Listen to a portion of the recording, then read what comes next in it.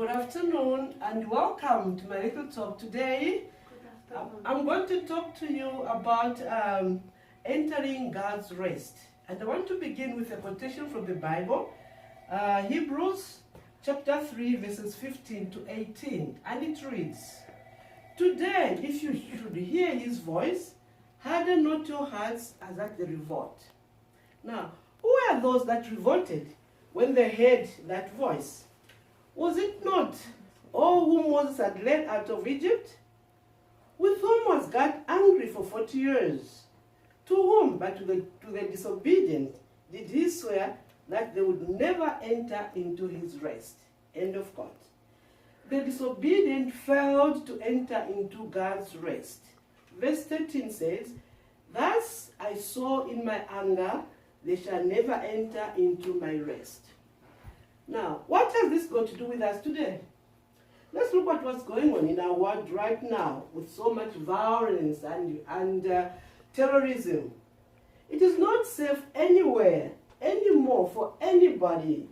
It seems as if now we all need to have bodyguards, we need to have bulletproof jackets, bulletproof cars to move around, for safety.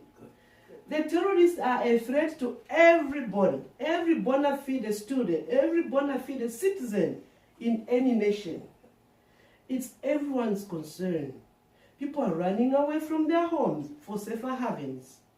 Treaties have been signed and negotiations have been done on paper to end these wars and this unrest. But the situation is not getting any better. Is there anything you and I can do? In 1219, in the midst of disastrous Fifth Crusade, Francis crossed the enemy lines to gain audience with El Kamil, the Sultan of Egypt and nephew of the great Muslim warrior Saladin, in his camp on the banks of the Nile. Francis, who was opposed to warfare, hoped to bring about peace by converting the Sultan to Christianity. He didn't succeed, however. But he came away from that peaceful encounter with revolutionary ideas that called for Christians to live harmoniously with the Muslims. Francis braved not only real dangers in searching an audience with Sultan Al-Kamil, but also climbed a mountain of his own fears. He did climb the mountain of his own fears. Now the question is, how did Francis do that? If today you hear his voice, harden not your hearts. Francis heard God's voice and he entered into God's rest. Resting in God brings about peace, my brothers, my sisters. It brings about peace that the world cannot give us. Peace that drives out fear and made Francis with no weapon, no protection, to venture into enemy territory, like little David and the giant Goliath, and he offered peace to the warring Sultan. It is the same peace that led Francis leave the gates of Gubbio.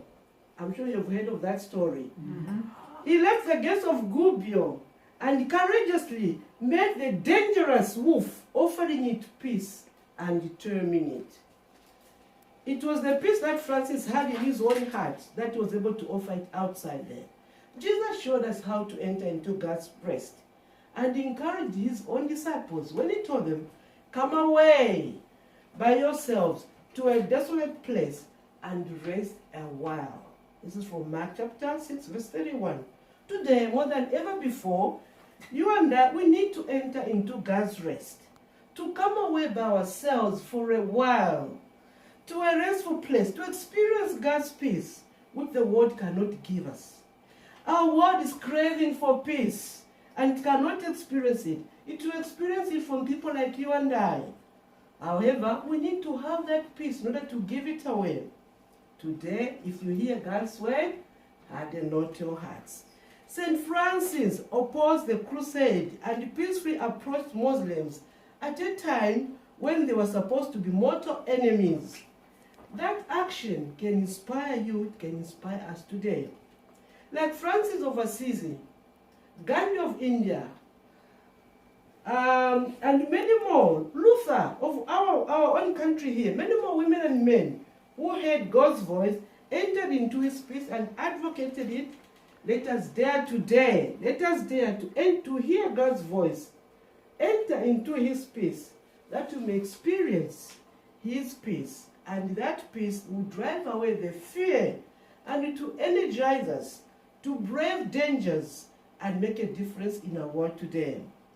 The story of Francis and the Sultan. Mark Camus says that there's a better way than resentment, suspicion, and warfare. It opens the door to respect, trust, and peace. It needs to be retold anew. We don't need to travel to Syria, seeking audience with the leader of ISIS and preach peace. We have our own ISIS right here. People we resent and suspect because they are different from us. People we are not on talking terms, especially our family members.